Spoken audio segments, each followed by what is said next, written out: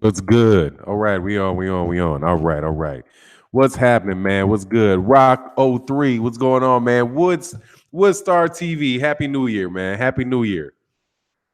Syndicate J, Mike Weary, what's going on, man? Happy New Year. Happy New Year. Abel Mahari, Happy New Year. He said, man, they took forever to finish. Oh, man, I was just playing. Man, they were on some good stuff. I wish they went on a little longer, man. I really enjoyed that, man. I love listening to young men. Because to me, admittedly, Black Fight Fan TV and 78 Sports TV, man, those cats are younger than me, man. And I always like, not by a lot, but enough so, man, where I think these are grown men. And man, I love listening to people. I love listening to people talk about that stuff, man. About the importance of goals. Um, Black Fight Fan TV was sharing something. I knew he had been listening to Dr. Henrik Clark, because the actor I was actually lectured in college by Dr. Henrik Clark, so I know what some of his messages are, and not like he's the only person that ever said that, but I could tell the Black Fight Fan TV had been listening to him, and I think that just says a lot about Black Fight Fan TV, that he's somebody that wants to, that's somebody that wants to learn, and that's a beautiful thing, man. There's not a man. I'm telling you, man, it's like to listen to lectures tells you that somebody that really wants to learn, because you really can learn a lot of stuff listening to lectures. You don't have to pay to go to college and have to go through all of that stuff to benefit from the lectures of somebody that's been, especially a guy that's been deceased for 20 years. I mean, over is it 22 years? I think Dr. Clark passed maybe 22 years ago, something like that. But it was something was really beautiful to hear, man. And I think, and what Black Fight Fan TV was talking about was 100% correct. I mean, there's no way around that, man. Oh man, I got to pull up this. Whose tube it is mine said I debate those on my level. The rest of y'all I teach. The Don, that's some old school ass shit. The Don respect. Yeah, that's Dr. Clark. I debate with my equals. Everybody else I teach. And at a certain point in time, when you're a grown man, you got to take that, and you're talking to people who are children, you got to take that standpoint, because you are teaching. That's your responsibility. As you mature, as you gain experience, your strength is your experience. There's a younger man, like a 22-year-old man, a 23-year-old man, their strength is their physical strength. It's their virility. It is in their physical body, because they are still in or close to becoming in their physical prime. A man who's lived his life, above a certain level of stupidity, you reach your intellectual prime in your 50s, in your mid 40s, 50s, 60s, because then you still have youth, you still have energy, right? Relatively speaking, or relative to like an 80 and 90-year-old, you still are physically functioning well, but now you have experience, and you've had enough experience where you can learn from that experience and apply that experience, and then be able to predict in a good way and give guidance to people who aren't quite where you are. It's the whole everyone reach one, teach one type of thing. So when Dr. Henry Clark says that, it's the truth. Like, I mean, that's just, and I think that's a duty for everybody, man. So like Black Fight Fan TV, what he was saying, I mean, it's true. It's absolutely true. If people are going to live in a community, then you have to have everybody. Every skill set is valuable in a community. Not everybody can do the same thing, right? You have to have people that can grow food, people that can cook food, people that can plan, people that can teach, people that can raise children, people that can do all kind of different stuff, man. And what he's saying is true. It is. And, so that's what that is, man. So, I mean, I want to go on forever about that. Ronald Finkley, man, much love in the super chat, man. Oh, by the way, let me bring in the new year. My wife always moves my gong. I have no clue how this shit keeps happening. I have to keep moving it back. But let me pull this thing up, man. I want to welcome everybody to the channel today. I'm going to go through the names in a second. I just got to make sure that I can see the super chats. Um,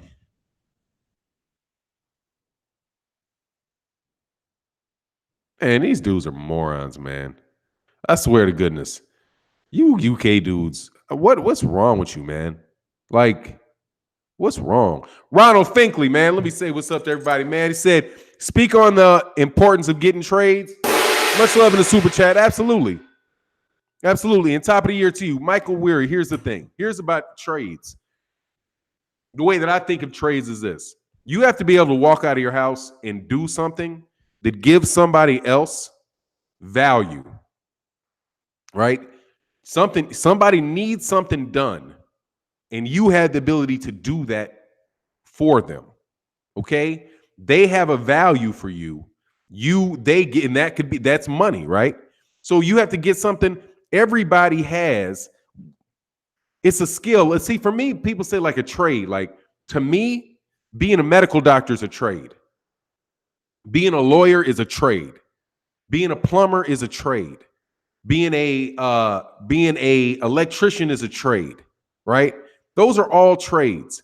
Those are things that you have to have specific skill sets in, and there's a lot of people that really need to have that done, and you can walk right out and give that to them. That's where and it's invaluable. It's invaluable because no matter where you go, if you have the ability to do that, you always have the ability to put somebody in a better position. There are all, like, being a beautician is a trade. People are always going to need to get their hair done, right? A barber, that's a trade. People are going to need their haircut. No matter where you go, what city you go to, people are going to need their haircut, and you're going to need to eat. So how are you going to get it? You don't want to have to ask somebody to borrow food. You want to give them a fair exchange of services, right? A service for money. And that just makes you a bigger benefit and a better use to society.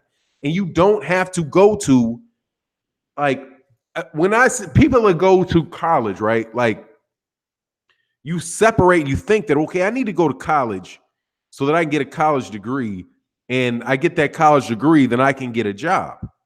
But that's really not what that is. What it is you're going to school to get a trade. You're trying something you can trade, a service that you can trade for one person or another, to one person or another for a certain amount of money. Those trades are not just available in college. You can get a trade. It's essential. If you don't have something that you can give to somebody else that's of value, if you don't have something that you can do with your hands, with your mind, because your mind and your hands, same thing. You got to type, whatever. If you don't have that to give, then you're always gonna have to beg for stuff. You're helpless. You're like a child, right? That's what a child does. A child doesn't have a trade. There's nothing they can do to go out and do that's going to allow them to take care of themselves and provide the essentials that they need in their life. Roof, food, shelter, clothing, pretty much. Yeah, that's pretty much the bigger food, shelter, clothing. You need something to eat. You need somewhere to live. You need some clothes to wear. And if you have the ability to do something with your hands, like build a porch, like somebody's home needs a porch built. Somebody needs their food cooked, or somebody needs their food at all, right? So they got to farm. You can slaughter animals. But if you don't have that, you are essentially you're helpless. You're a child.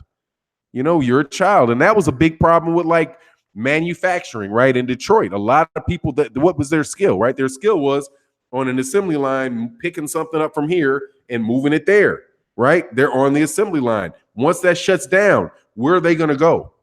They're going to go to another auto plant? Well, there's no other plants there. What other plant are they going to go to in Detroit if they shut down all of the auto manufacturing plants? But what about the plumbers that were in Detroit? The plumbers that were in Detroit still had places they could go, toilets they could fix. They still had bathrooms that they could build, right? It might not be as many people as they can do that for, but they might be able to do that for the state. It's essential, man. It's essential. It should be the number one I believe it should be the number one priority of your education is is to get yourself as a young man in the position where wherever you can go, you can provide yourself with enough. You have something to give that somebody that will allow you to provide yourself food, shelter, and clothing. And it should be something that should be able to go on and on and on forever. Prostitution's a trade. But, how long are you going to be able to trade that? Right? That's my take on it. Dr. Anderson, lifting your hands up and moving them is a trade. Hands can be custom to build, cook, clean, kill too. Absolutely. Absolutely. You're going to be of use. And in our society, you're going to be used one way or the other. You're going to be of use one way or the other, dude. You're going to be of use. We don't waste a lot. We got prisons. You can sit your ass in and earn money for somebody. Your job is to sit your ass in that prison cell and have somebody for the guards to watch and somebody to eat the food that the private corporations that run it give you. Right? that's just what it is, man. Trade is absolutely, man. Dark Vader, man. What's good, Dark Vader? How you doing, man? AB about bail, man. That ain't nothing. AB didn't do it. That ain't nothing, man. That dude just missed the court date. He'll pay the fine. He'll pay the fine. Snacks be in the building. What's good, man? Happy New Year. What's going on, retro boxing and documentaries?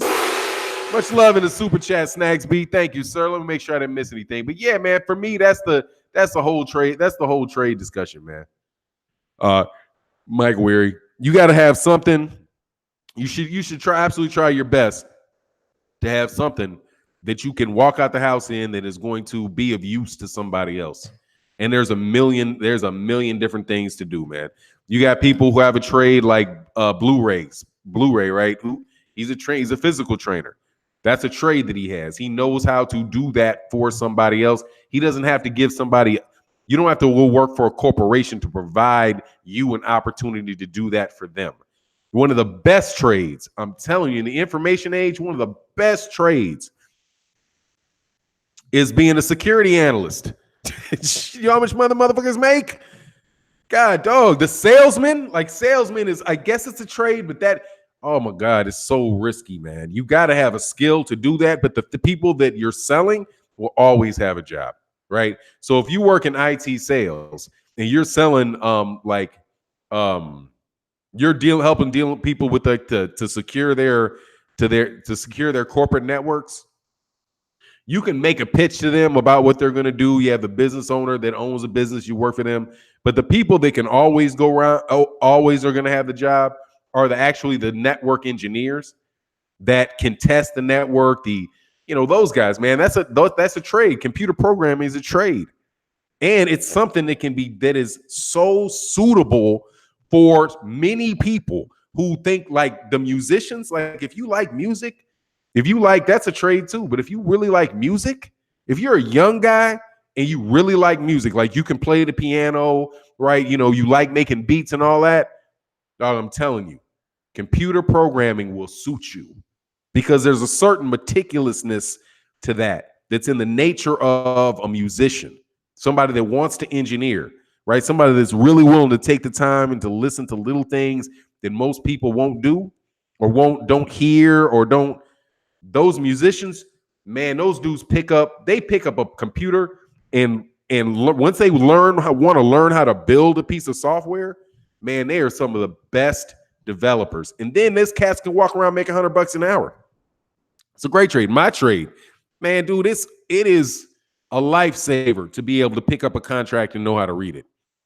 Lifesaver, I'm telling you. Like, okay, what do I know I can do? Well, hey, man, if I just didn't want to work for anybody else, I was like, look, you guys can send me whatever agreement you want to read. Look, this is what I'll do. I'll get you 90% of the way there. I'll save you a bunch of money on your specific, an attorney that is working in that specific area. You're going to go need to, because you work in, this is in California. He'll know the ins and out of it in California, but I can get you 98% of the way there. Then all you got to do is hand them what I give you, double check it with them, and they might say, okay, I got a little issue with this, a little issue with that. You need to be careful with this, and you're done.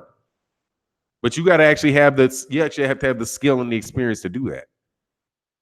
But it's a lifesaver, man. If you don't have a skill, find one. Mike Weary said, much love in the super chat, man. Said, as long as you have a skill, you can always feed your family. It's really important to get a trade. You'll have the ability to set the price you work for. Absolutely. Absolutely. And the better you are at that trade, the better the price gets. Somebody told me, I think my dad might have told me this, man. He's like, the best person in the world and anything is a very rich person. The best firefighter in the world is a multimillionaire. The best lawyer in the world is crazy wealthy.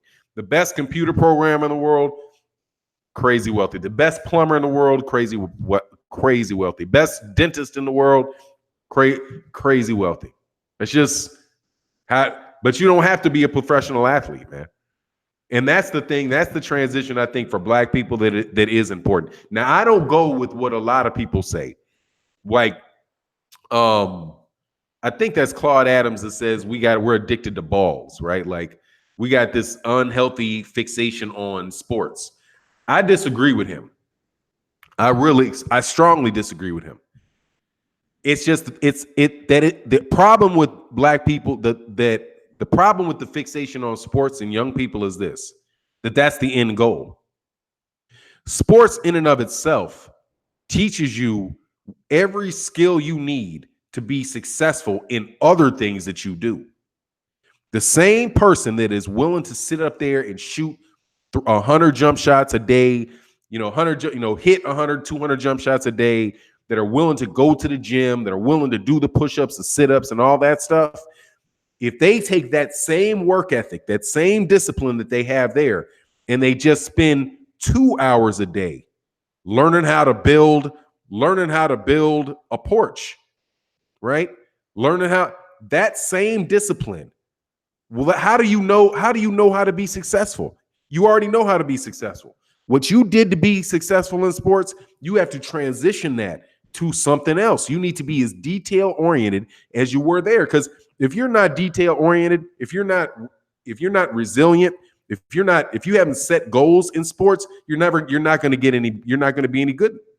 You're always going to have somebody better than you. But then if you do, same lesson. If it winds up that you didn't do all that in sports, if you really look back when you're 20, 21 years old, and you're like, dang, I never made it to the NBA. I didn't get the college scholarship. I didn't get what I wanted out of this. And you do some serious self-reflection and you say, why is that?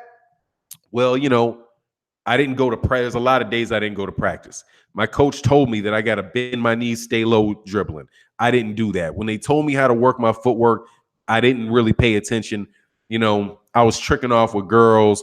I didn't get along with my coach. If you really do that degree of self-reflection as far as why you didn't succeed in that, and then you apply that and learn that in another area in your life as you move on, and then you apply it, then, dude, you can be successful at the next thing.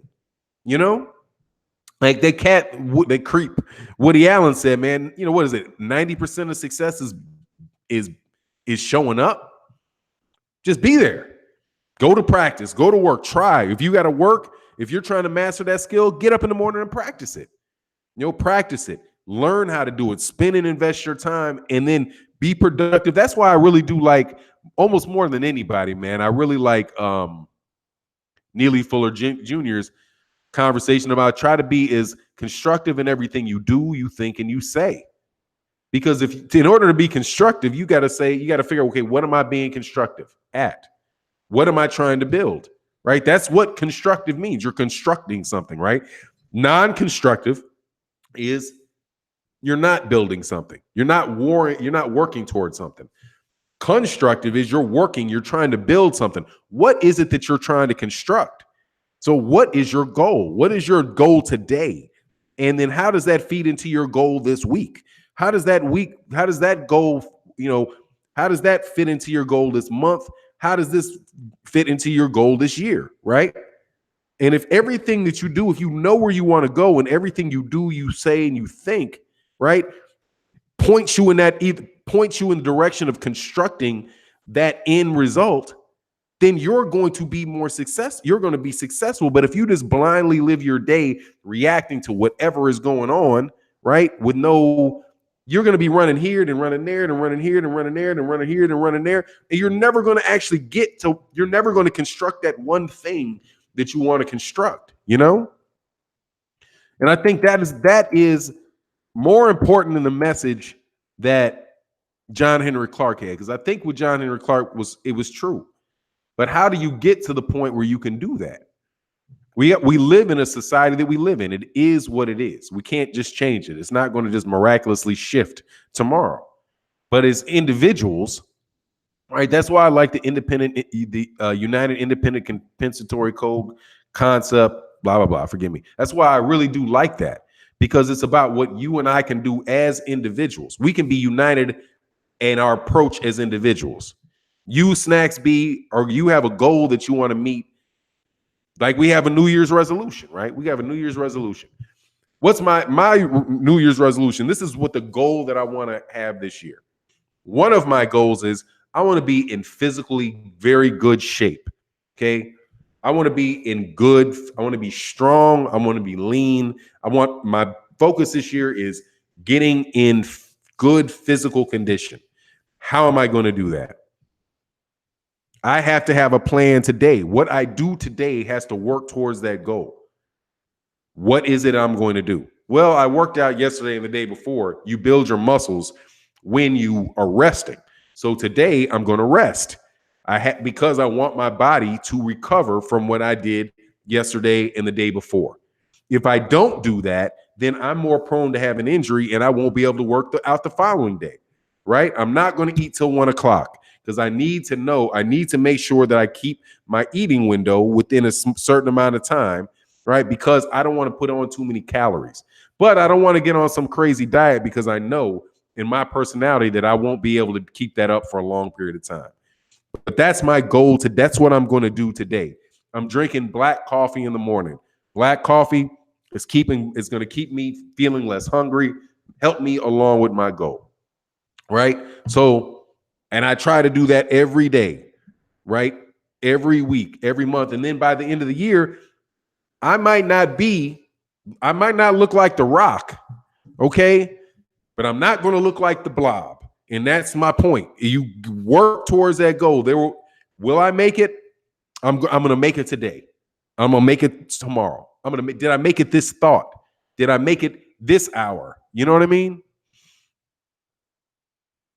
And I think if people do that, if we do that as individuals, we'll all get better like the LDBC. That's why I love the LDBC and I love the sports conversations, right?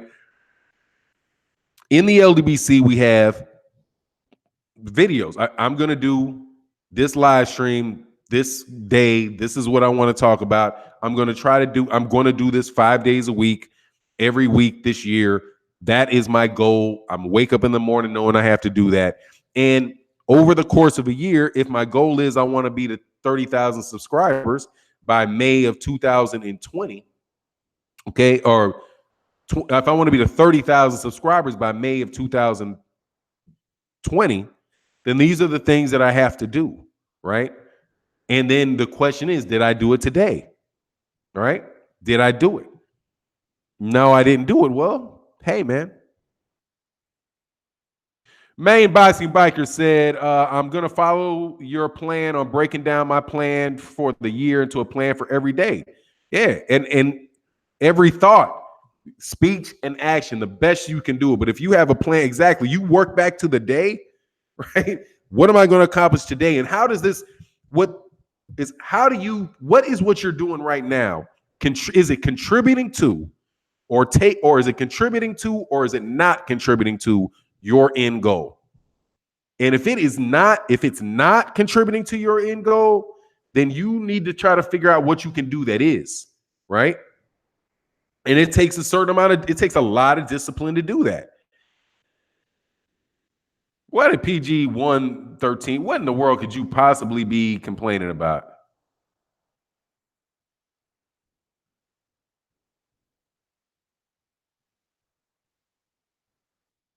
You're a fucking moron. So what if he's been in with 5 years and the fucker should have been questionable for 5 years? How does that shit make a sense? What the fuck is that difference does that make? And if he was, when you talking about he was with Victor Conte for 2 of the years that he wasn't even boxing. Okay, Mikey Garcia came back the year before last. After that, he hadn't even fought in 2 years. Thank you very much. So what if he was with Victor Conte for 5 years, then he's even more questionable, Holmes. What difference does that make? Oh, you don't know. He's been doing suspect shit for 10 years. Ha ha ha. Get your shit right. What? You telling me he's been suspect for 10 years? How does that help your argument, moron? See, this is another thing when you got goals. This dummy describes it. Think about what you're trying to communicate. If you're trying to tell me that I should not be concerned about Mikey Garcia with Victor Conte, then make something that doesn't make me think that I should be even more concerned. If he's been with him for 5 years, all that means is that I'm now suspect of everything he's done for the last 5 years. Sense does that make, man? You're trying to give me more fuel to my fire? If you don't want to argue, if you want to get my facts straight, you don't give me additional facts that prove my point. I'm proving a point. I'm not stating facts just for stating facts. I'm not saying, oh, let me give you a fact. The sun is hot. Yeah, okay, the sun is hot. Wind is cold. The wind can blow you over. Yeah, okay, that's a fact. Water's wet. Okay, those are facts. What's your argument? What's your conclusion? Well, since my conclusion is that if you hire a convicted PED peddler, then your outcome of your fights are suspect. You may have or may not have cheated because you chose to hire a convicted steroid peddler. That's my outcome. Now let me look at your fact and see if that fact supports my conclusion or takes away or disproves my opinion. Mikey Garcia has been with that steroid pushing peddler for the last 5 years. Okay, he's with a steroid peddler for longer than I thought he'd been. How does that? Thank you. Thanks for the argument, dummy. That's what I'm saying, a trade. This dude's trade is clearly not making a persuasive argument. You need to find something that discredits what I'm saying. You could stick with he's VADA tested. He's never failed a drug test. If you don't fail a drug test, then hey man, no harm, no foul. He didn't fail a drug test. And I would say, okay, that's something does that statement that you just said support me? It doesn't. It doesn't support my conclusion. I can make an argument then that says why that doesn't mean anything to me. Because there's a bunch of people that didn't pop dirty for years. And then eventually got caught. Alexander Povetkin didn't get caught on, Maria Sharapova was on meldonium for 10 years. And she didn't get popped on that doping until the testers found out what meldonium was. Oh, that's what you're doing with this shit? Damn, now we got to change the test. We got to catch people for meldonium. This chick been on this shit for 10 years. You think the people that played with her for 10 years don't think she was doping? That's why Jeannie Bouchard was like, you're a cheater. You need to get thrown out. She didn't say, oh, well, she wasn't really cheating, although she was on this dope for a decade. It's just that she was beating the system. So what you could be telling me, moron, is that Mikey Garcia has been beating the system for 5 years. But I would have to correct you and tell you, look when he fought Zadok Lannon, okay? He had 2 full years when he didn't fight at all. So what was he doing with Victor Conte for 2 years where he wasn't even fighting? Because he was in a court case, because he was having a court battle with Bob Arum. So maybe you should check your facts on that 5-year nonsense. Because within the last 5 years, there was a huge gap where he didn't fight. But at least make an argument to support that doesn't strengthen me. Dummy. PG. Poor guy. You're a dummy. What is that, dog? Oh, Lord. My boy Andre Ward used Conti. We should give fighters the benefit of the doubt. Jacobs Andre shouldn't have clouded doubt because of Snack. I don't have any problem giving the fighters the benefit of the doubt. I got a problem giving Victor Conti the benefit of the doubt. Snack grind. So you got it twisted. I don't know what Mikey Garcia did. Mikey Garcia very well might never have used anything. Andre Ward might very well have not used anything. I won't know because they don't test positive. But Victor Conti, I know, sold steroids. I know he helped people cheat drug tests. He shouldn't be given the benefit of the doubt. You think that I'm attacking Mikey Garcia. I'm not attacking Mikey Garcia. I am delegitimizing Victor Conti because we just had somebody that I suspect was put in a coma because he fought somebody that was doping that didn't test positive. I'm talking about Victor Conti. Mikey Garcia fans are getting all butthurt over the fact that I'm bringing up about Mikey Garcia. I don't know whether Mikey Garcia doped or not, but I do know that Victor Conti can help you dope. See the distinction? You can't defend Victor Conti. You're trying to defend Mikey Garcia. You're defending the wrong guy. I'm saying that Victor Conti shouldn't be allowed to work with boxers. And he shouldn't. There's no reason in the world that he should be allowed to work with boxers. Because boxers can kill you. They can kill you. Okay? More than any other sport, performance-enhancing drugs need to be taken out of combat sports. You do realize that Adonis Stevenson got put in a coma from taking headshots? And that guy, if that guy worked for Victor Conti, come on, man. Scientific nutrition for advanced conditioning. That is what a fucking steroid is. Now tell me why Victor Conti should be allowed to work with boxers. Now I've answered your question. Answer my question. Why should a convicted PED peddler and drug cheating counselor be allowed to work in the sport of boxing at all?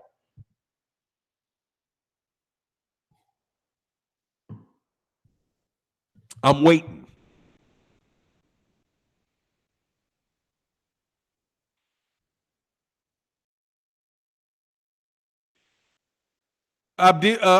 Just talked to Donna's wife. They are happy and have great hopes. I'm happy too. I hope that I'm praying for the dude. I want the dude to do well. These boxes are walking weapons. Exactly, dude. This is like, come on, man. I apologize. I didn't mean saying that you were saying Mikey guilty. Mikey not guilty. Love you. That's cool. I appreciate that, man. I'm sorry for not reading the whole comment. It just flew by me. But yeah, man, it's all good. But I just see when a lot of Strike Grind is the one that I was responding to. And I like Strike Grind. Shout out to you too, Strike Grind. And Abel Mahari said that I like how Mike Garcia fans forget that Conti sold steroids to MLB players and track and field. He went to jail, I do believe, for track and field when they raided Balco, which was also a legitimate business. Balco. This was a nutrition center, wasn't it? And he opens another one with the name Scientific Nutrition for Advanced Conditioning. That is what a steroid is. That's what it is. Scientific nutrition. It's going to help your blood cell. It's going to help your body do all kind of good things. Man, I don't care about Mikey Garcia. I'm not saying Mikey Garcia is doping. Mikey Garcia looked fat as fuck in his fight at 140 pounds, man. Mikey Garcia can fight, by the way. Okay? I'm saying that Victor Conti should not be allowed to work in the sport of boxing. Okay? He shouldn't. If you have somebody who is a convicted offender dealing with children, right? You do not let that person become a preschool teacher. That is irresponsible. Period. You don't let him do it. He shouldn't be allowed to do it. He went from bad to worse. He went from helping people hit baseballs to helping punch people in the head. Now, if he wants to work for a testing agency, let him work for a testing agency. If he wants to figure out work as a consultant on people that are trying to catch PED users, then let him do it, because he knows he knows it. But you don't let him having be involved in athletes conditioning. He's not even a trainer. I'm like, dude, this dude's not even a trainer. What you working with him for? What athletic accomplishments does this dude have? What degrees does this guy have? What degrees does he have in associated with training? Is he a physical therapist? Is he a physical therapist? Is he a physiologist? Where's his actual certifications telling you that he has the equivalent education as people that are trained in this? He's a singer. He's a bass player that stole dope. The dude doesn't look like that dude don't look like he's ever even run. He don't look like he ever ran around a block in his life. He's most famous for selling dope.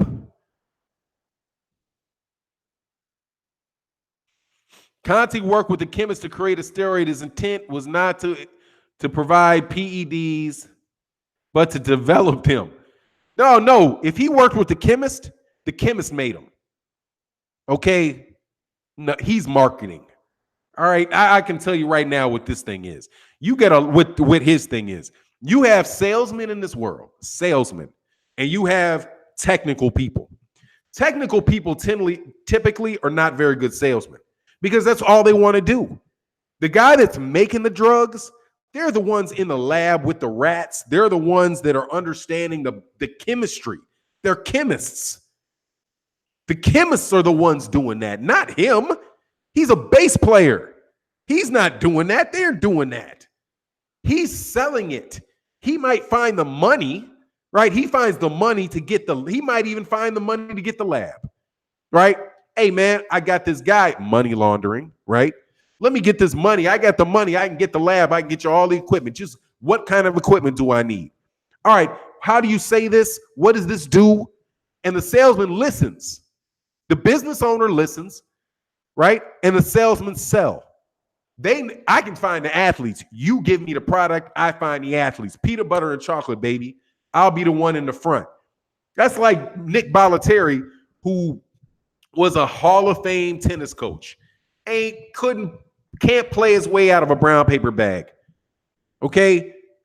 But the Eastern European tennis players that work in his academy, world class. They're the ones that are teaching those kids how to play. They're the ones that are laying out those programs. He's just the one on TV talking. Victor Conti's a dope pusher.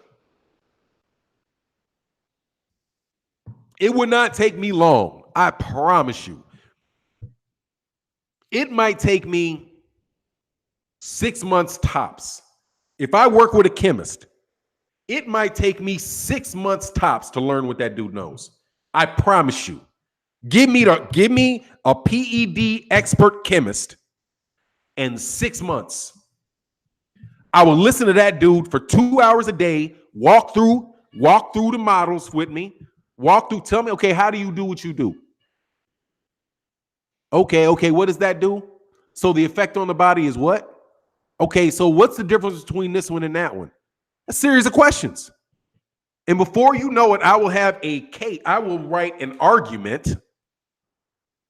I'll write an argument understanding how to talk about the science, not do the science, talk about the science. I will know all of the words to use. I will understand the general concept of it, and I'll be able to convince people that don't know anything about it that I am some PED expert. I didn't build it. I didn't create it. They did. Same thing with financial models. That's what attorneys do. That's what case lawyers do. I mean, that's what trial lawyers do. Trial lawyers will have an expert, and they will listen to that expert, and they will get to understand what questions to ask another expert. And we're to lead those experts in, but they don't know it. Victor Conte's a dope dealer. Okay, that's what he is. And for anybody to say he's anything other than that, you're bugging. He sits up there, and even the workouts and that equipment stuff that they're doing, dog, come on, man. You know that there are people that say that there are scientific studies that say that high altitude training is actually bad for you. He's got those chambers, those extra high oxygen depriving shit. Do you realize there are people out there that have done tests and they said that the science is this shit don't work? It works for a little while, and then it doesn't work anymore because your body makes an adjustment for it. Your body adjusts for it. It doesn't do shit for you. You might as well be training. You don't have to train at altitude. Train regularly. All kind of gimmicks and quick shit. It's whatever, man. Did he snitch on everybody? Yeah, that's why his ass didn't go to jail for longer. But snitching, I don't really care about him snitching. I don't care about him snitching. I don't care about him snitching. There's a bunch of snitches in the world, okay? I care about the fact that the dude, that's what he does. So you can't come to me and say, well, he worked with Andre Ward. Okay, that's suspect too. What fight did he work with Andre Ward? What is it, the Miguel Kessler fight? Dog, that looked real fucking funny. Why'd you hire Victor Conte for that, man? Okay? Oh, man, dude, all I did is go to his gym with this and that. Okay, only you and I know, Andre, what you did. You never tested positive. I can't say that I know Andre Ward is on dope. I can't say that I know that Mikey Garcia is on dope. I can't say that Vasyl Lomachenko's on dope. I can't say any of that. I can't say, but you know what the Olympics did? And I'm going to go through. The Olympics didn't know that all those athletes that they kept from competing in the Winter Olympics, none of those, they just got rid of the whole fucking program. They were like, hold on, no. We can't catch them. We will never know if they are doping or not because it's state sanctioned. Because they got all kind of elaborate ways that they purposely are working with athletes to pass the tests. That's why we can't do it. We got to throw the whole country out. They threw the whole country out because they said, look, man, we can't catch them. They are just so blatantly, obviously cheating that we cannot even think about allowing tests to be the deciding factor. And this is my belief. I don't think the testing for performance enhancing drugs is ever going to solve the problem. Testing alone. Prison will solve the problem. Prison. If somebody gets hurt in a boxing ring, investigate. The state, investigate. Interview everybody associated with it. If you find any evidence whatsoever that there were performance-enhancing drugs, and that means anybody you've talked to that has ever been convicted of the use or distribution of performance-enhancing drugs. Because that's what they'll do. Well, like, hold on, man. This guy just got knocked out. He has a concussion, and we just want to understand something. If we find anything in here that says you came in there having used dope, we're going to treat that as attempted murder. It's no longer going to be a boxing match because that's not what the guy signed up for. The guy signed up to get in there and have a boxing match with just gloves. If we find that you have plaster of Paris on your gloves, if we find that you had nandrolone in your system, if you had any drug designed to affect the form and substance, the form, structure, whatever the definition of a drug by the Food and Drug Administration is. I think it's to affect the form, something like the form, blah, blah, blah, blah, blah. The medical definition of a drug used by the Food and Drug Administration.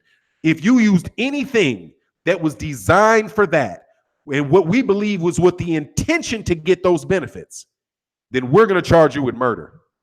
And we're going to charge your trainer with murder. Accomplish. And we're going to train your promoter with reckless endangerment. And we're going to charge the WBC with reckless endangerment or whatever those charges are. And we're going to put all y'all asses in jail. Fucking play around, WBC. That's the state involvement that I want to see. If you want to have the, people talk about having this, the how are we going to overcome the WBC doing this and that, the feds being involved. No.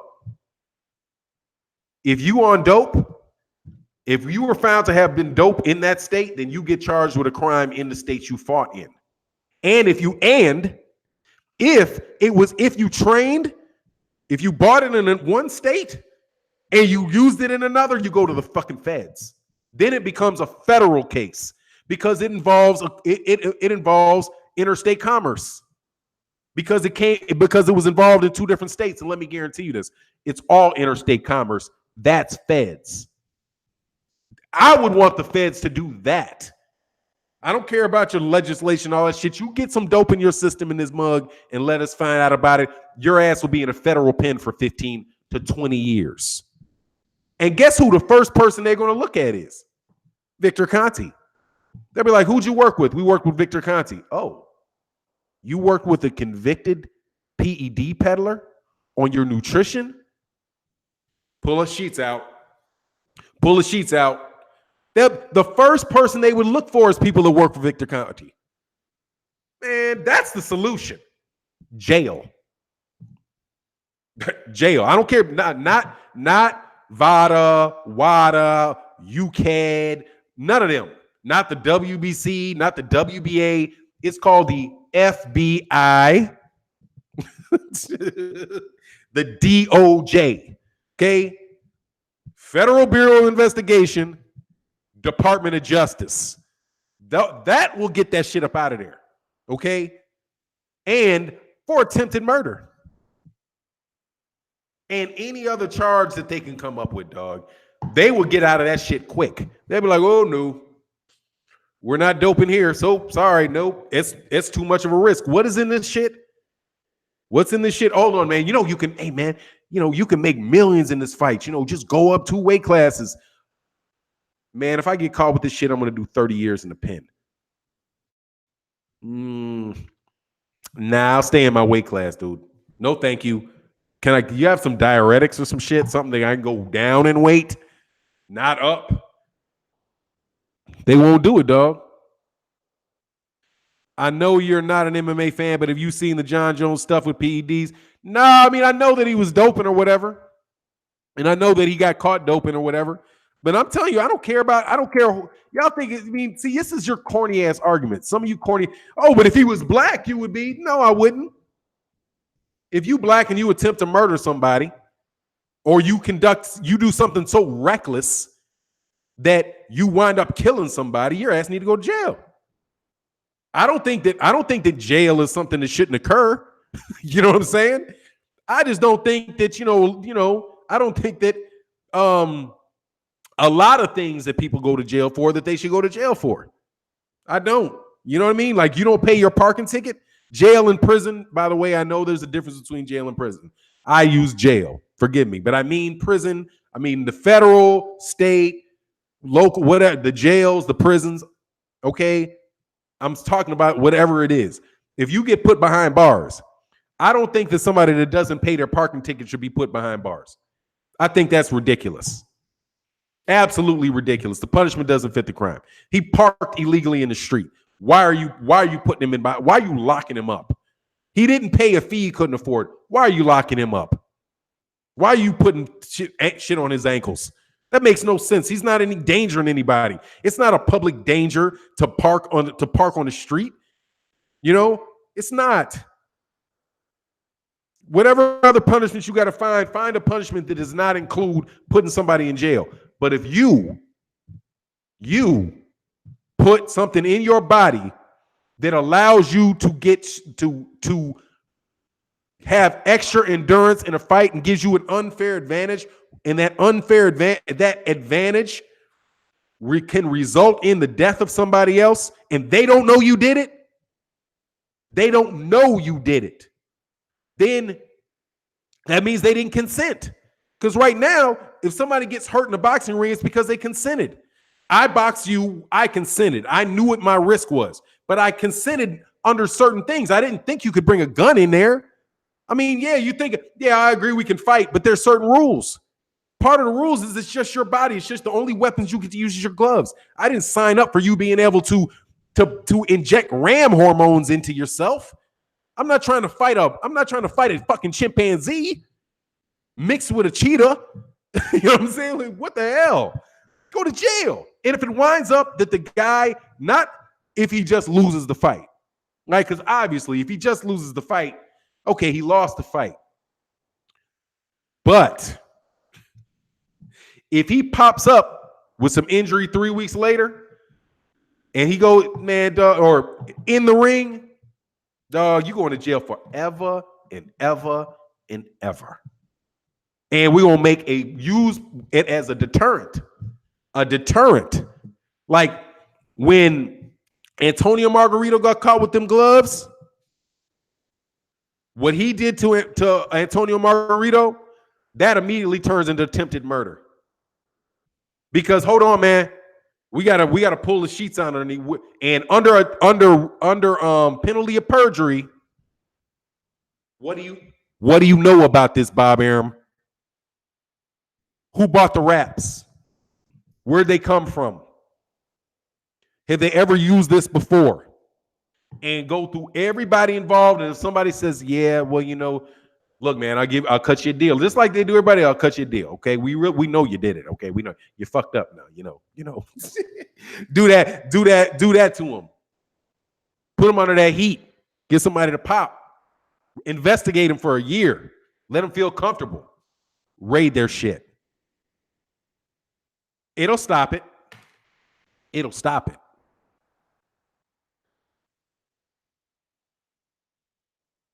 I'm trying to tell you, people, because what is this, dude? Hey, man. What? You know we know who you are, right? PEDs aren't in the contract. No, dude, you can't consent to that. You can't even consent to something that's illegal. It's illegal. You can't consent to something that's illegal. It can't even be it can't be in the contract because it's illegal. It's illegal. But that's how I think you solve PEDs in boxing for sure. And boxing's perfect for it because it would not fix PEDs in football. It probably would fix it in football too. It could, if somebody dies there and somebody that hit him was on it, and it will increase the risk for everybody. It will increase the risk for Showtime. It will increase the risk for DAZN. It increases the risk for the PBC, for Matchroom, it increases it for everybody. And it also keeps people out of the United States with that shit. Because then it becomes international. Because if you're getting it in Ukraine and you come bring your ass over here and do that shit, now you're violating international law. Right? But you can look at, to the experts in that, but because then you get all kind of conflict of laws, issues or whatever. But if you kill somebody over here, murder over here is murder over here, homie. Murder over here is murder over here. Or attempted murder. And I think that's what it is. And I think it should be treated like that. Roy Babineau, what's going on, man? But Victor Conte is an expert in cheating the game, I assume. Yeah, he's an expert in cheating the game. Yeah, it's what he does. That is his only purpose. That's his expertise. I'm telling you, his expertise is he's not a chemist. He's not a chemist. He doesn't work. This dude does not have a PhD in chemistry. That's the level of people that develop those drugs. He cannot go and just create a new steroid. He can't do it. I guarantee you, he himself cannot do it. He might have the means by which to get it done, right? He could. I don't even know if he does, but he could, because personally, I think all he would do is just go get some from somebody, slap a new label on it, and sell it to you. That's what's like, you got these guys. There's channels on YouTube that these guys sell their own powders, their own stuff. They don't make that shit. They don't make that. They go to somebody else that has who makes it and sell, and they put their label on it. It's not even theirs.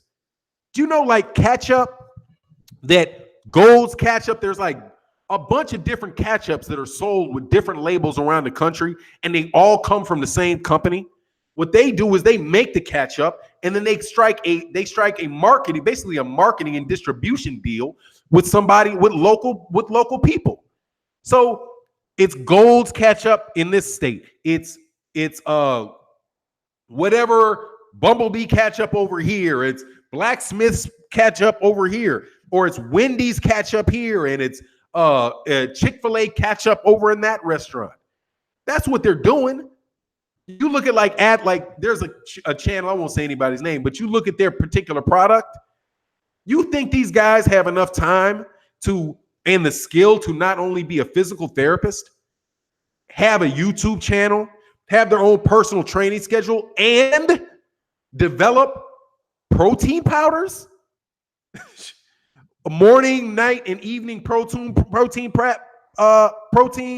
powders with 15 different variations of each? No. What they do is they go to the company and say, look, I want to sell your thing. Can I put my label on it? This is what, and then that company explains to them what it is. I would be shocked if that's not what snack is. Shocked if that's not exactly what they do.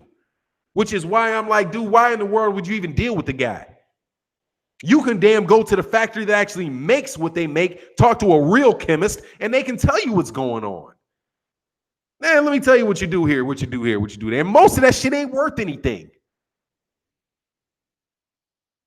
Yeah, you paying for their name. That's what it is. That's exactly what you're doing. You're paying for their name. Scientific nutrition, whatever that crap. Get out of here, man. For advanced conditioning.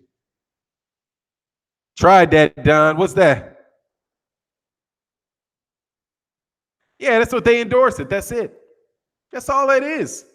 A lot of products you get, it's the same product that somebody else has. The only difference is they just put their name on it, man. And somebody might sell that for more. So this is, come on, man. Victor Conti he's not a chemist, man. And I'm going to, seriously, man, I'm going to find what a chemist is. I'm going to find it. I'm going to go out, and I promise you I'm going to do this. Hey, drop my pencil. I'm going to promise you I'm going to do this. I'm going to go actually find an expert and the qualifications necessary to develop steroids on your own. Who is a person that would be able to do that and not kill you? Because mind you, you have to sell a product. Shout out to my man, No Reef the Watcher, that said that, Victor Conti got slapped by the FDA who for I think it was related to their facilities, unsafe facilities or something like that. Regardless, FDA is about as lenient as you can possibly get. So him to get caught, he had to do something ridiculous. But dude, trust me, though, you're not going to be able to. You're not any willy-nilly dude. Musician is going to be figuring out how they can mask. Get out of here, man. Oh, it said it's like the car is built. Honda, Acura, Nissan, Infiniti. Exactly, man. What it do, B-Man 90? Exactly. A Lexus is it's a Toyota. Yes, sir. Let me make sure I didn't miss anything because I went on a little bit in this one, man. But this has been a really good year, man. Good year. Last year was a great year, man. I'm really looking forward to another great year. Matt Wade, much love, man. Let me get to you. Hey, Byron Chambliss, man. I ain't seen you in a minute. Much love in the super chat to Byron Chambliss. Thank you, sir, man. Good to see you, man. Happy New Year to you. Matt Wade. Much love in the super chat, man, and welcome and Happy New Year to you, man. I hope that you have a wonderful, wonderful year, man. A wonderful, wonderful year. So you know it is what it is, man. That's my boxing biscuit. What's good, man? Said, wait, the Food and Drug Administration shouldn't be lenient. Dog. The Food and Drug Administration. I used to work for the Food and Drug Administration. The Food and Drug Administration, um, excuse me, is an arm of the executive branch. Okay, so it's just a lot. It's just like, I'm not gonna say lenient, but dog, it's just like anything else, man. You know, there's a lot of loopholes in them laws, dog, in those regulations, man. A lot of them. And a lot of that stuff is state by state too. A lot of it is state by state, right? Because you got to remember, man. I can't remember, was it the doctrine of federal? It's not federalism, but it is basically that it states if something is not if a power is not specifically granted to the federal government in the Constitution, then the right to regulate that particular subject or issue rests with the state. So a lot of times you have issues related like to food and drug issues that change from place to place. So California is different than New York. New York is different than Texas. So, hey man, stack dollars. Happy New Year to you as well, man. Happy New Year's to you. Happy New Year to you as well. I always say New Year's. It's New Year's Eve. It's New Year's Eve, but it's Happy New Year. And I always say Happy New Year's. Put the S on it, man. Red and Boys in this biatch. HYN, bro. What is this? What's H? Lobbyists are a factor as well.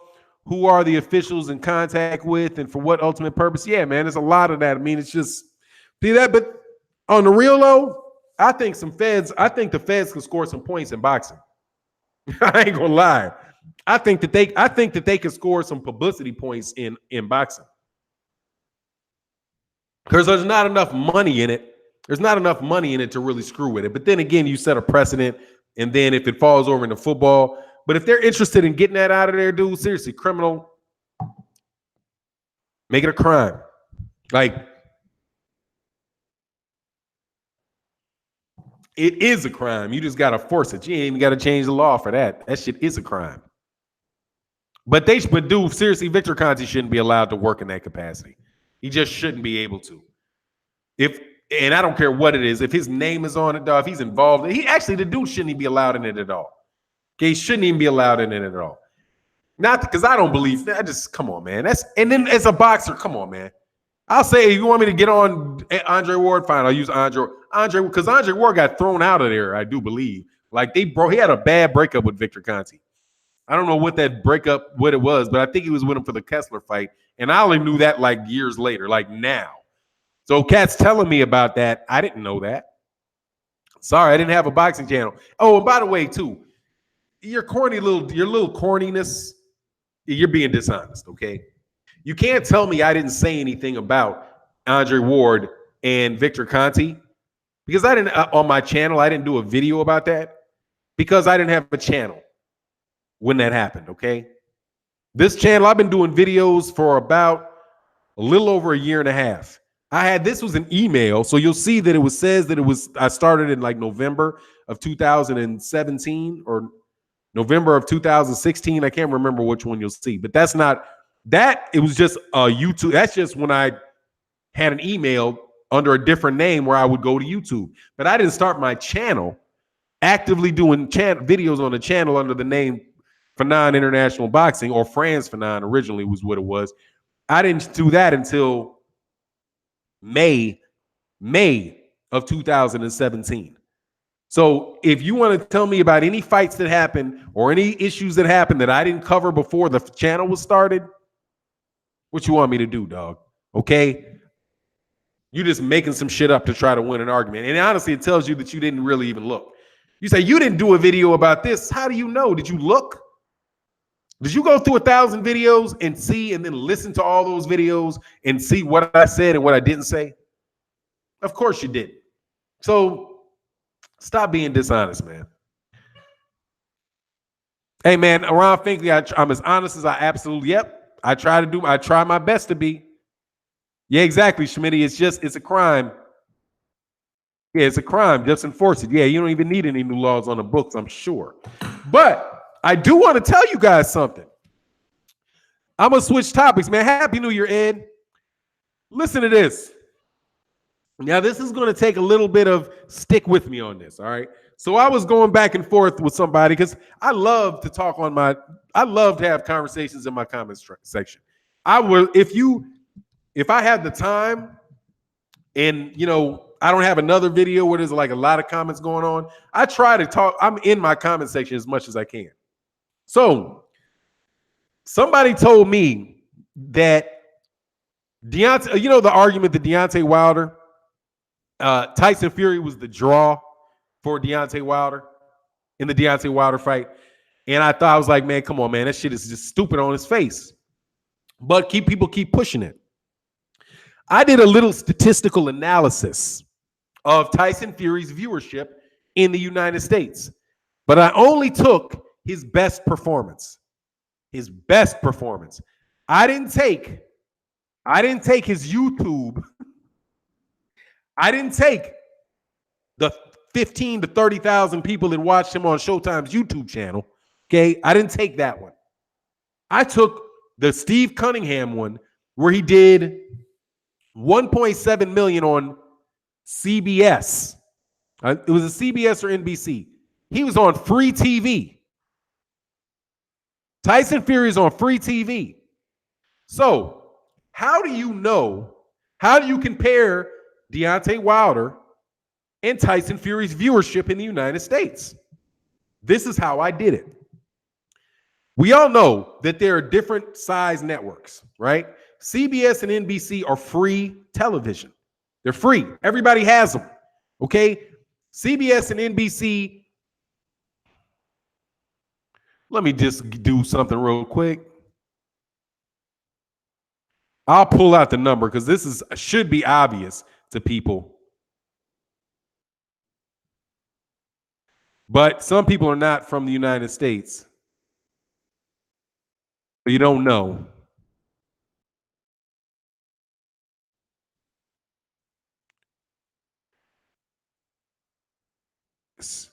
You can't even subscribe to.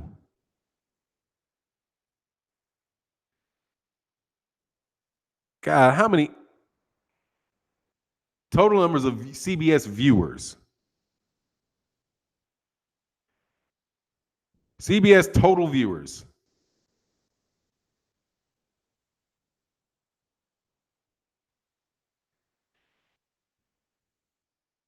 They get an average of 8.9 million views on everything they do.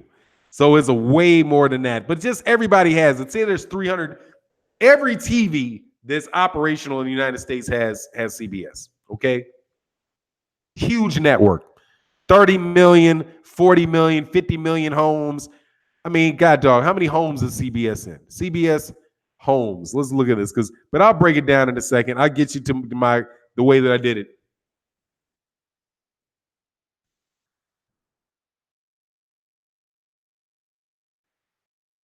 CBS in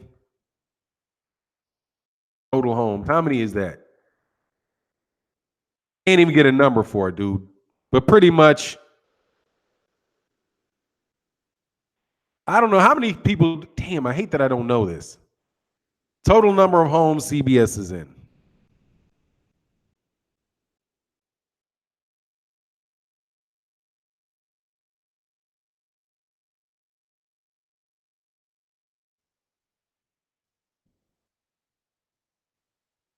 Yeah, they don't even give a number. Pretty much, I can't even find a number for the total number of homes with CBS. But let's just call it 50 million, okay? Let's just call it 50 million, all right? We'll be conservative and say there's 50 million homes with CBS. Everybody has CBS that has a television. So this is how I do the numbers, right? And hey, man, much love in the super chat. I'm going to run it. Yeah, it comes standard. Everybody has it, right? Everybody has it. I compared Errol Spence Jr., right, who fought on CBS. And then I compared his number that he got on CBS against Leonard Bundu with the number that he got against Carlos Ocampo on Showtime, right? Because you're saying, okay, well, let's try to see how many people. And the purpose of doing that is to say, okay, What's the percent? What is the percentage difference, right? And then take that into it. Take into consideration the number of homes, and then give the equivalent of to what Tyson Fury would get on Showtime, right? So same proportion that you have between Errol Spence and Leonard Bundu and Spence and Ocampo. Compare those two numbers, and then take the same difference between those two numbers. Use that for Tyson Fury's numbers on CBS and project it onto Showtime. Then take the number for Deontay Wilder on Showtime and then compare Deontay Wilder's Showtime number with Tyson Fury's Showtime number. Does that make sense to anybody? If anybody doesn't understand that, let me know why that's not a reasonable thing to do. But that's what I did, okay? So Spence did $6.34 million when he fought on CBS. I can't remember if it's CBS or NBC, but same difference. Channels the same damn size. $6.34 million. His last fight against Carlos Ocampo, he did $638,000 against Carlos Ocampo. So roughly 10%. But Tyson Fury did $1.7 million on CBS. If you do 10% of 1.7, you get 171,072.544 viewers on the Showtime equivalent. So Tyson Fury's equivalent viewership on Showtime was 172,000. Deontay Wilder's did on Showtime his high 1.24 million against Luis Ortiz, peaked 1.24 million. So the number for the Showtime number for Tyson Fury is 171,000. Deontay Wilder, Luis Ortiz, it's 1.2 million. Over a million more viewers, man. Yeah, over a million more viewers watch Deontay Wilder on Showtime than the equivalent of what Tyson Fury did on Showtime. Okay, you could take it the other way and say and multiply Deontay Wilder's 1 million, 1.2 million, multiply that to free TV, right? You could do it the other way. You say, okay, well, let's take since Spence did 638,000 on Showtime and he did 6.34 million on CBS. Let's just take Deontay Wilder's number and move that up by the same percentage. You get 10 million. You get 10 million. Now, isn't that ironic that the 10 million, over 10 million, 12 million actually, 10 million, you get 10 million, just round down to 10 million because I didn't do the math on it, 10 million viewers on CBS. How many illegal streams did Deontay Wilder get for Luis Ortiz, for Tyson Fury? 10 million illegal streams. The same percentage increase if you get using this. And I'm not the best mathematician in the world, but this is how people that forecast and predict what's going to happen, this is what they do. Okay? They look at the numbers that you have, you use the math, and you try to project forward. Deontay Wilder is 10 times more popular in the United States. For every one person that would pass by and watch Tyson Fury, 10 of them will show up for Deontay Wilder. I wonder why that is. What is the simplest explanation for this? Deontay Wilder's from the United States of America. But, why let logic get in your way? You know what I mean? Why let logic get in your way? This guy's, you biased, unbiased dude, you can always come by with that corny shit. How else are you supposed to predict these things? How are you supposed to project them? Errol Spence Jr. didn't do 6 million on Showtime. He did 634,000 on Showtime. But before he was a champion. Before he was a champion, when he was less popular than he is now, he did 6.3 million on CBS. When he was less popular. Tyson Fury did 1.7 on the same channel.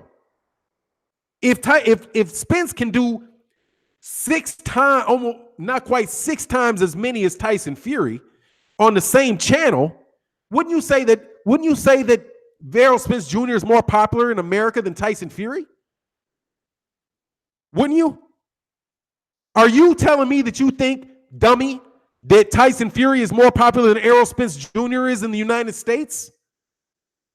Of course not. But guess what? Errol Spence Jr.'s numbers are not as high as Deontay Wilder's. And I love Errol Spence. But Deontay Wilder does almost twice as many views on the same channel as Errol Spence does. But morons like you would say that would never make the argument that Tyson Fury is more popular in the United States than Errol Spence Jr. is. But you will make an argument that he's more popular than Deontay Wilder. Who's more popular than Errol Spence? How does that work? But give me a convincing argument for why Tyson Fury is more popular in the United States than Errol Spence Jr. is. I'll hold my breath and wait for it. Errol Spence Jr. isn't Mr. Talkative. He's not Mr. Talkative. He's not Mr. Shit Talking, mouthpiece. He still wasn't Tyson Fury. Didn't Tyson Fury fight in America? What numbers am I supposed to use to compare that? He's on broadcast free television, dude. Dude, it's crazy. You would have to tell me this is what these people get on. It's like even the American people, even you that say this, you sound seriously, man. You sound stupid. There's no way Tyson Fury is more popular than Errol Spence Jr. in America. No way, man. No way. None.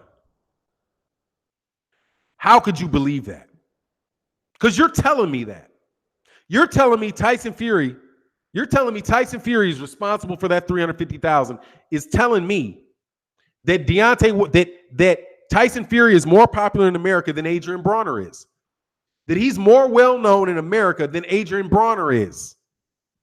Deontay Wilder does better numbers on Showtime than Adrian Bronner does. Is Tyson Fury better known than Adrian Bronner? No, but let me tell you what you do. I think yesterday Fannon tore someone so hard for the first minute of the last dog. No, but let me tell you, this is what happens. It's Eddie Hearn. That's why. Because they're mouthpieces for Eddie Hearn, dude. Eddie Hearn, his whole approach. I was looking up something the other day. Yesterday, actually, man. Because I wanted to get. All right, I'm gonna get off at 12. Because I'm sure World Breaker Fighting is gonna go on at 12:30.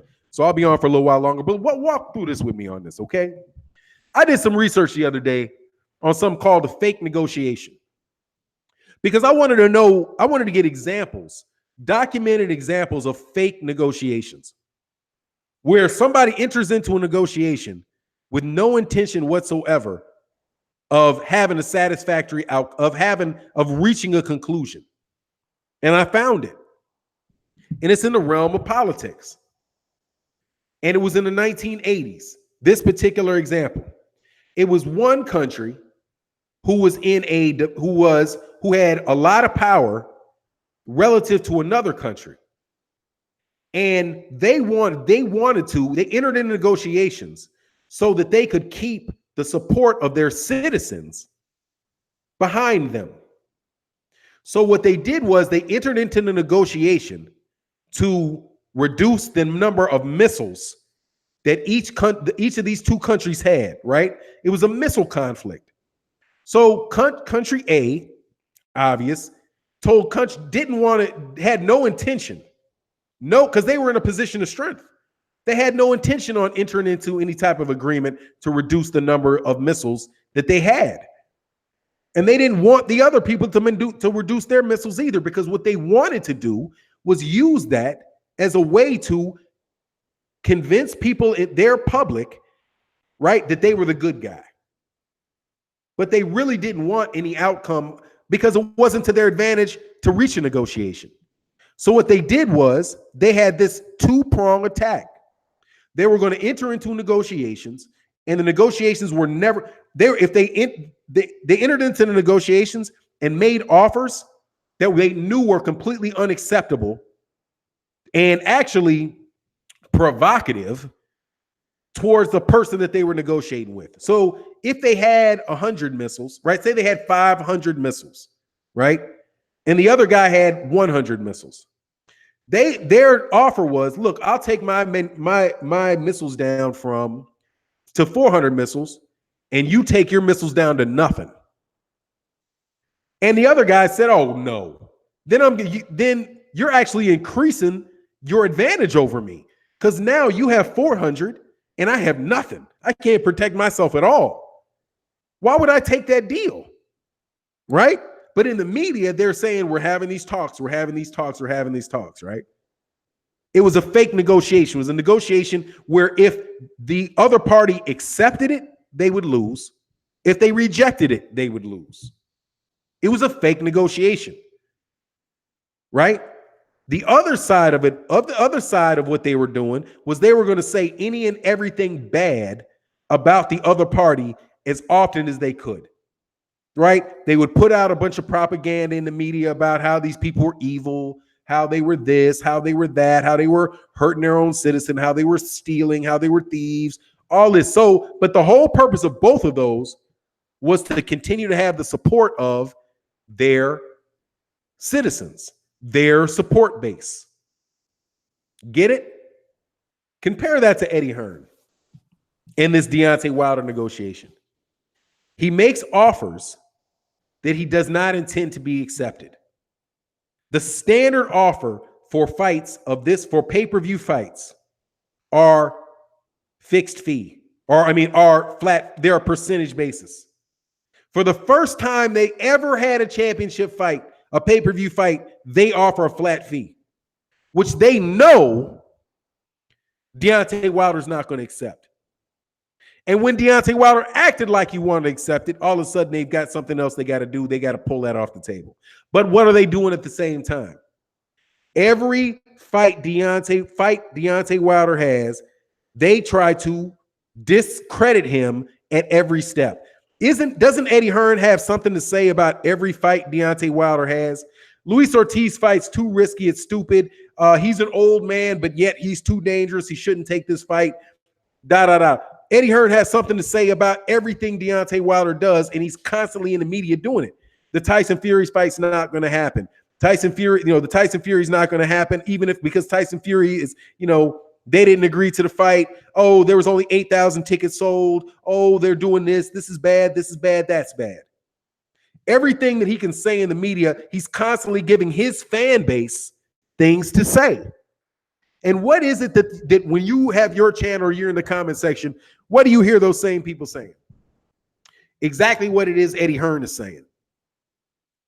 It's a fake negotiation all the way around. Fake negotiation, nothing but a bunch of nonsense, which is why people are catching up to it, because you can only lie so long, dude.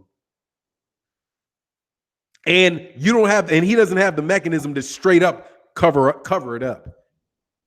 When you guys say now what is it, right? Now what Deontay Wilder's pulled out of the negotiation, right?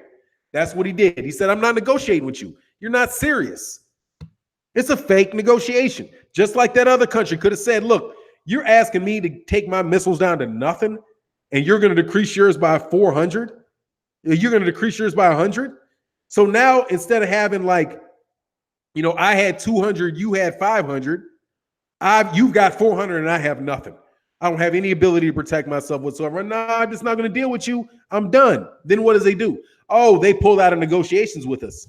They really are the bad guy, right? So what is Eddie Hearn doing now? And they pulled out of negotiations with you. I told you they didn't want the fight. It's the same thing. It is literally the same thing, man. The dude is a fraud. And that's why, and who is Anthony Joshua making these? Now he made a 20 A $28 million offer. Dude, there's only 45 million. You said there's only $45 million in the fight. How you offer Deontay Wilder 28 million? Then Deontay Wilder comes on TV and said, ain't nobody made me no offer. Because they don't have any intention on doing it. They just blowing smoke up your backside, dummy. Yep, same tactics and regurgitation we hear from the political base. It's exactly the same thing. It's the same structure. It is a fake. It is a fraud. They're trying to sell Anthony Joshua as the heavyweight champion of the world, the poster boy of boxing. They lie about the money that he makes. They lie about the tickets. They lie about the ticket sales. They lie about the negotiation, all for the sake of creating a perception in the mind of Anthony Joshua's fans. And the people that are most revolted by that are people who are avid boxing fans and who will pay attention to what the guy is actually saying. These guys even have trolls, marketing trolls, under 5, 15, 20 different email addresses with different names. They come on and they leave these comments on your page. As soon as you throw out one, somebody else is right back in your comment section saying the same thing that the guy you threw out said. How do you accomplish that? You have them waiting in line in these live streams. In this live stream, we'll throw somebody out, right? And they'll come right back. And all of a sudden, without a hiccup, somebody will be right back in the comment section saying the same thing that the guy that got thrown out said. One man, 8 email addresses. One man, 8 email addresses. Because you know that this is the voice. That is this, not just mine. Other cats in the LDBC, cats in the new media, cats in America who are not going to let you pull that shit. You're not going to pull that shit off. Okay? Because it ain't serious enough for you to be able to pull that off, Holmes. It ain't serious enough for you to be able to pull it off.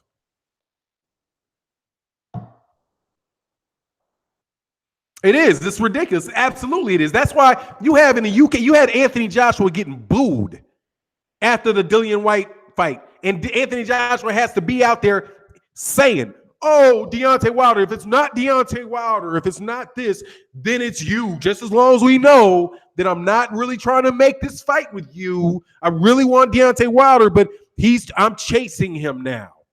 I'm chasing him, but he's got to be realistic and understand that I'm the man. Hold on. You're chasing him, but he needs to be realistic about what he wants from you. How does that talking out of both sides of your neck work, man? The same people will come to your comment chat, and that's why I literally went through these numbers. The proposition that they're putting out is so stupid that it defies logic. It's not logical at all. Tyson Fury is not from America. Deontay Wilder, they will have you believe that one of the most popular American boxers, one of the most popular, top 5 popular American boxers, top 5, more popular in America could be Canelo Alvarez.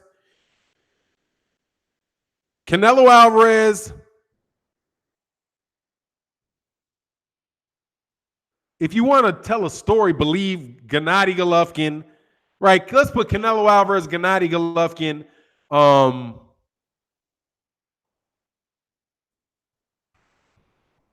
Lomachenko, and Terrence Crawford. First of all, only one of them is more popular in America than Deontay Wilder. But who can you name in America? Oh, let's just take the retired ones. Deontay Wilder, Canelo Alvarez, Floyd Mayweather Jr., Manny Pacquiao, Gennady Golovkin. That's it. Who is more popular than Deontay Wilder? Who does better numbers than Deontay Wilder? Other than those people. Nobody. Nobody's raw numbers are that high. I can make an argument that Gennady Golovkin's pay-per-view did 150,000. Who? But somehow Tyson Fury is more popular than him, which means that Tyson Fury has to be one of the top 5 most popular fighters in America. And you guys believe that? You just want to find a way. Oh, Deontay Wilder's never done pay-per-view anymore before. He did 1 million people watch. He's done views before. Why did 1 million people watch him fight Bermane Stiverne? And Bermane Stiverne and Luis Ortiz. How was that? Were they just waiting for him to fight Tyson Fury? Or was it Bermane Stiverne and Luis Ortiz? Luis Ortiz has fought in the United States more than Tyson Fury has. But you believe it. You don't believe it. You're not that stupid. You're just a liar. You're just a liar trolling for views, man. You American boxing channels, you're liars. You're a liar. You don't believe that. You're either liars, you're stupid, or both. But seeing as you're intelligent enough to upload a video, know how a microphone works, and spell your titles, you're just a liar. I can, with numbers. People say facts. Facts. Errol Spence Jr. on CBS did 6.34 million on CBS. He does 600,000 after he won his belt. After building up his fan base, he did 630,000. Deontay Wilder did 1.2 million. That's roughly twice what Errol Spence Jr. did. So if you control for that and say, well, what about this? If you just say the same percentage, you just increase the numbers to show CBS's numbers, then you say Deontay Wilder will do almost twice as many as Errol Spence on CBS, which means he does 12 million on CBS. If he does 12 million on CBS and Fury did 1.7 on CBS, who's more popular? Deontay Wilder. That's the only comparison you can do between the two based on the facts. And then how many illegal streams did Deontay Wilder get? 10 million. 12 million on free TV, 10 million on free stream. The numbers work. The numbers even work. But you lie on your own. You lie on your own, not just on your own country, because you lie on your own people, man. You lie and cheat your own people. That's why they call you coons. That's why they call you that. Because you're a liar and you're doing it for cheap views with people that don't give a half a fuck about you. You tear down your own. If you want to criticize your own for real things that happen, that's different. If you say this person did something wrong, I'm not standing by wrong. That's one thing. But for you to tear down somebody and try to take away their accomplishments just so that you can support somebody that is trying to abuse them, you're the worst of the worst. That's why nobody who isn't a troll watches you or cares what you have to think. And they go to 78's channel and try to put a link in about him. Oh, watch, this guy just destroyed you. No, he didn't. He destroyed himself. He's a very unhappy person.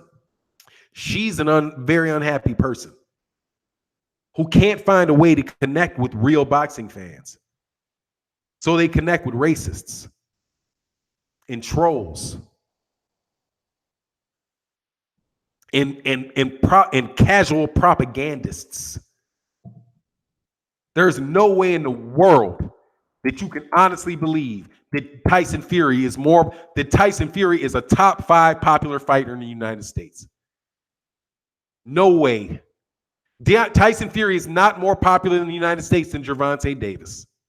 He's not more popular in America. He's not more popular in America than Gilberto Ramirez. He's not more popular in America than Sean Porter. He's not more popular in America than Terrence Crawford. He's not as popular in America as Vasily Lomachenko. He's not as popular in the United States as Regis Prograis. He's not as popular in the United States as Jose Ramirez. I could go on and on and on and on about American fighters who have bigger fan bases in the United States than Tyson Fury. It's hard for me to think of people that don't. It's hard for me to think of any American champion that does not have a bigger fan base in the United States than Tyson Fury does. Jose Pedraza has a bigger fan base in the United States than Tyson Fury does. Mikey Garcia has a much bigger fan base than Tyson Fury. None of them have a bigger fan base than Deontay Wilder does, because none of them do the same numbers on television that he does. Mikey Garcia and Adrian Bronner on Showtime did 800,000 views. That is 400, almost 400,000 less views than Deontay Wilder did against Luis Ortiz. How can on the same channel Deontay Wilder outperform Mikey Garcia and Adrian Bronner on the same card? They were fighting each other. Mikey Garcia and Adrian Bronner who fought each other on the same fight, on the same network. And Deontay Wilder did almost 400,000 more views than they did, fighting Luis Ortiz and Bermane Stiverne. But for some reason, you think Tyson Fury is more popular than him.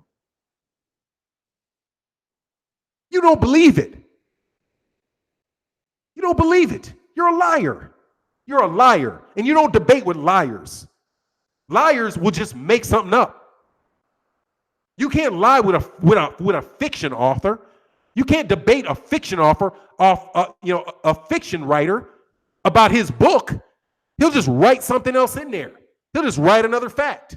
Like, Fannon never made a video. You've never made a video about Andre Ward versus Carl Fry against Michelle Kessler working with Conti. You're right. I didn't have a channel. You said that was fine. No, I didn't. You're lying. So I have to sit with you and talk to you about every lie you tell. Right? And if you didn't look at it, unverified statements and flat out lies, that's what you grow yourself on. But then you turn around and call other people like it's not facts. Absolutely, it's facts. Look up the numbers. And math is math. And I'm not the best at it. So I know damn well you can do some math. Okay? Look up what Tyson Fury's viewership numbers are in the United States and look at Deontay Wilder's, control for the size of the audience, and compare them. But I will just compare Tyson Fury's numbers in the United States to Errol Spence Jr.'s numbers in the United States. Tyson Fury is nowhere near as popular as Errol Spence Jr. is in the United States. Nowhere near it. And this was when Errol Spence didn't even have a belt when he fought Bundu. He didn't even have a belt when he fought Bundu. It's just people from Dallas. You're terrible, man. Got to stick together, kicking the real talk. Absolutely, dude. These cats will try to. Dude, I'm going to sit here. I'm going to talk to you, man. I'm going to talk to you, trolls. I'm going to talk to you. Dog, it's not worth it. You're an unhappy person. You're an unhappy person. And you're going to have to continually fill your heart with lies and aggression to maintain what you're doing. That's not maintainable, man. It's not maintainable. Because when the Deontay Wilder retire, who are you going to jump on next? Deontay Wilder beats Anthony Joshua, then what you're going to do? Claim that the fight never happened? Oh, that fight really didn't happen.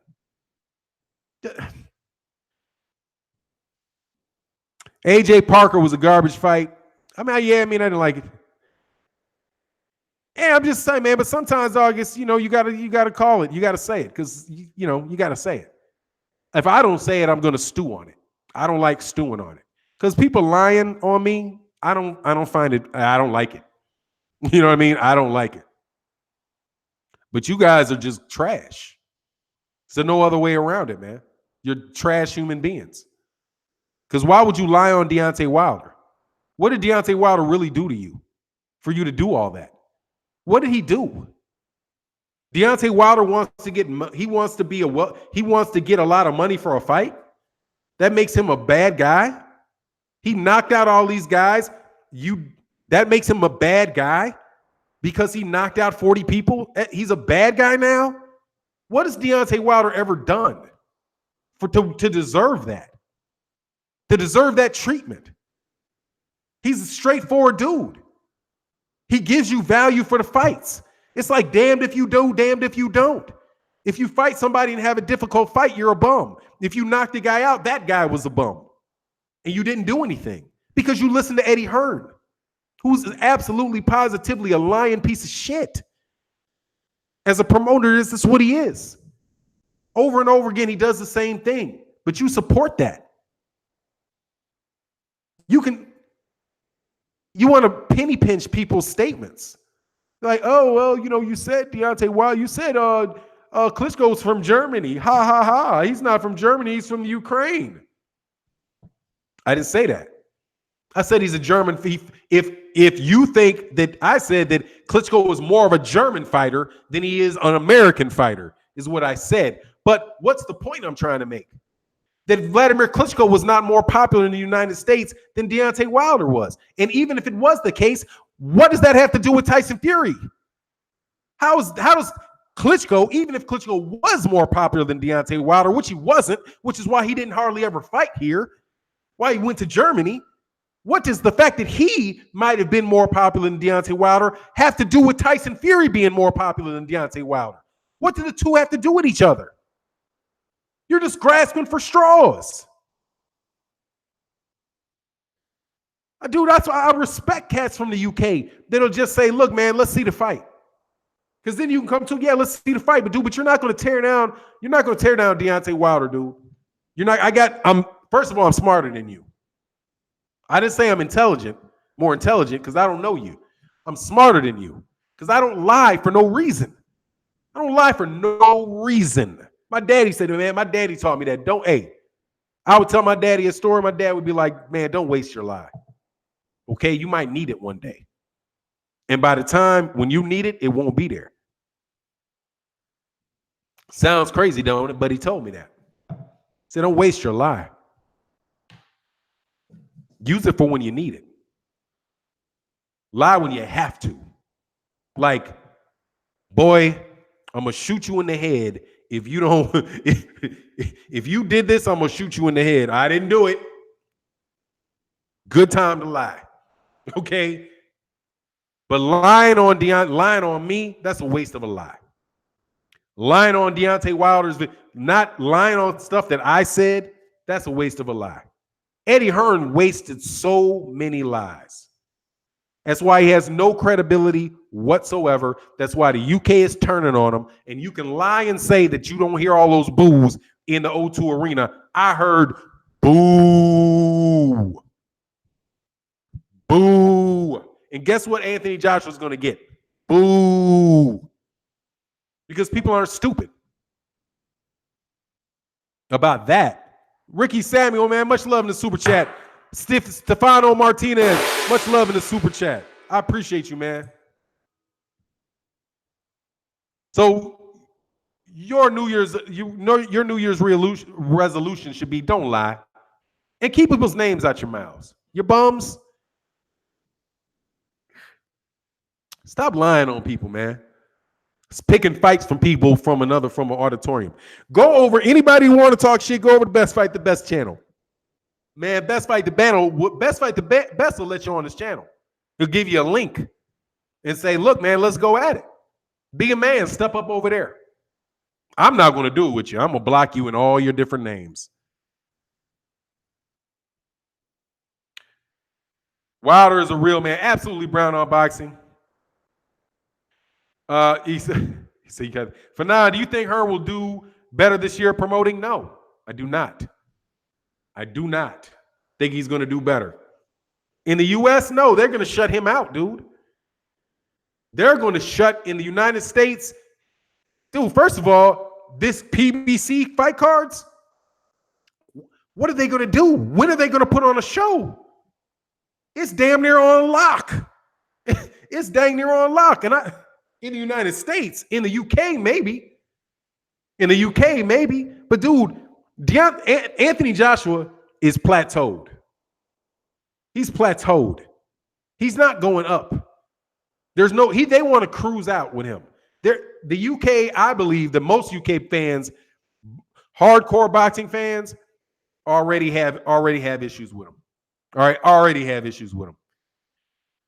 In the UK, I can't speak, but then again, I just can't speak on the UK because I don't know UK boxing like that.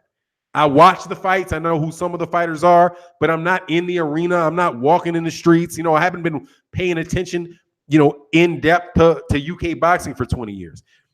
The better way to go about that is to go to, Boxing with ADE. I like his channel. I subscribe to it. I'm listening to it more and more when I get a chance to watch the videos. Go to them. UK channels would know more about what's going on with Eddie Hearn in the UK. They are the subject matter experts that you should go to for your opinion on what's going on with Eddie Hearn and what's going on with boxing in the UK. Period.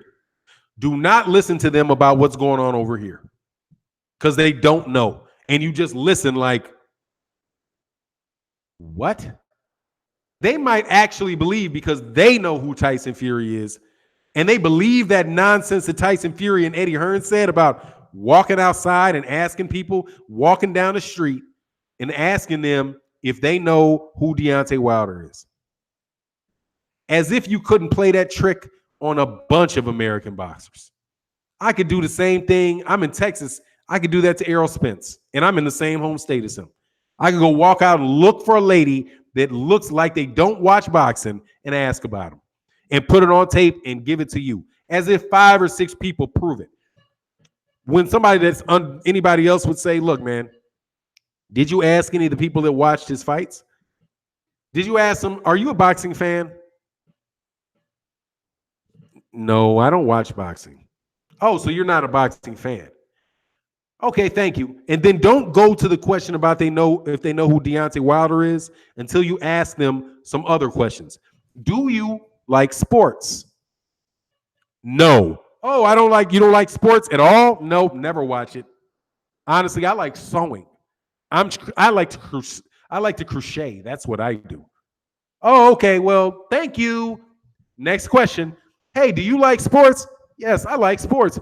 Oh, really? Do you like boxing? No, I don't never watch it. Nah. I really like football. I just football. Go Cowboys. That's all I watch is football. Okay, well, thank you. Hey, do you like sports? Yes, I like. Next person. Do you like sports? Yes, I like sports. Do you like football? Oh, do you like boxing? Love boxing. Oh, really? So have you ever heard of Deontay Wilder? Yeah, he's a heavyweight champion. You ever watch his fight? Yeah, I watched a couple of his fights. But I'm more of a Canelo Alvarez fan.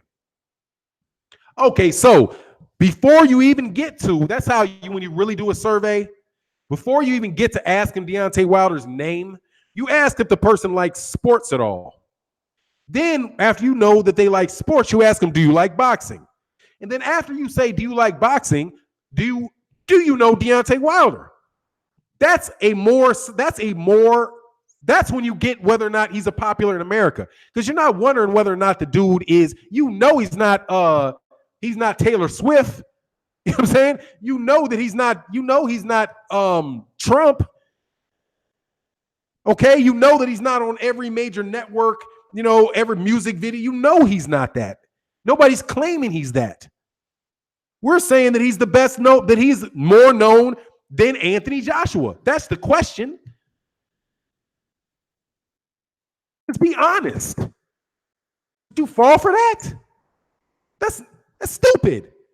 Go the more scientific way, if you really want the answer and you're not trying to play games, is you go to a boxing match. You watch people, you're sitting there with people who just paid their money to sit down and watch a live boxing match. And then you ask them, do you know who Deontay Wilder is? And then they say, yes, yes, yes, yes. That's how you know if he's popular in America. Because the question isn't, is he popular in America? It's, is he popular in American boxing? What is his market share in American boxing? That's the question. You're making a video about him. You just got whatever 400 views on a video with his name in the title. Motherfucker, you clearly know he's popular. Otherwise, why would you put his name in your title? Do a survey of your own channel and tell me how many people watch videos that you have Deontay Wilder's name in versus how many people watch videos where you don't have anything in it about him. That'll tell you what his interests are. The very fact that you got haters on your channel tell you he's popular. You ignore your own numbers? You're a liar. And never debate a liar because they can just make some other shit up. Your straight analysis of what you see, it could never compete with a liar in a debate. That's why you do this in a debate. You come with your facts first. I need to see, first of all, what are you going to say? What facts are you going to use? And before we do it, we're going to verify these facts. Give me your fact and verify it before we have the conversation, because otherwise you can just make up any old shit. Deontay Wilder said that he was scared of Anthony Joshua and he never wanted to make the fight. What? He never said that. Yes, he did. I heard that. No, he didn't. Yes, I did. No, he didn't. Yes, I did. Yes, he did. He said it. He said it on C-SPAN back on December 3rd, 1922. Shit, he wasn't even born then. Prove it.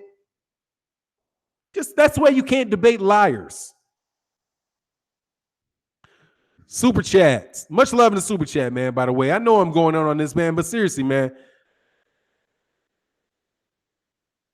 Oh, yay. Tony Doris says, starting off the year right. Happy New Year's, Fannon, to you and your fam, man. Much love, man, in the super chat, man. I appreciate that, man. I like that you on that beach, huh? I like that. I like the avatar, man. Or what do you call it? The avatar? Is that what you call that? There are tons of UK fans growing tired of Eddie Hearns. You can see them, AJ and Hearns. You see them littering all throughout the communities of AJ's social media.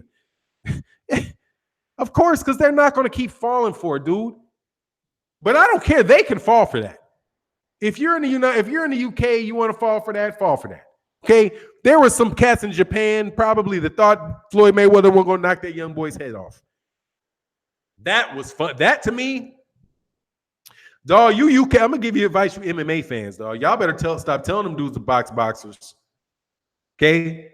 Y'all arrogant, dog. Stop boxing boxers, homie. Okay? Don't box boxers. Floyd Mayweather Jr. was pissed and tried to hurt that boy. He tried to hurt that boy. I don't believe it was fake. I believe that boy ain't never got hit in the head like that. And also I believe that dude was like, Floyd looked like he didn't train at all for that fight. Floyd looked like he weighed 155, 160 pounds, dog. What do you think he weighed, about 160 in that fight? Wilder's more popular in the UK than AJ is in the US. Dude, I mean, look, here's my thing. I don't know. Because I don't have any numbers to prove that. But I only thing that I can say is that I know that Deontay Wilder is more known in Deontay Wilder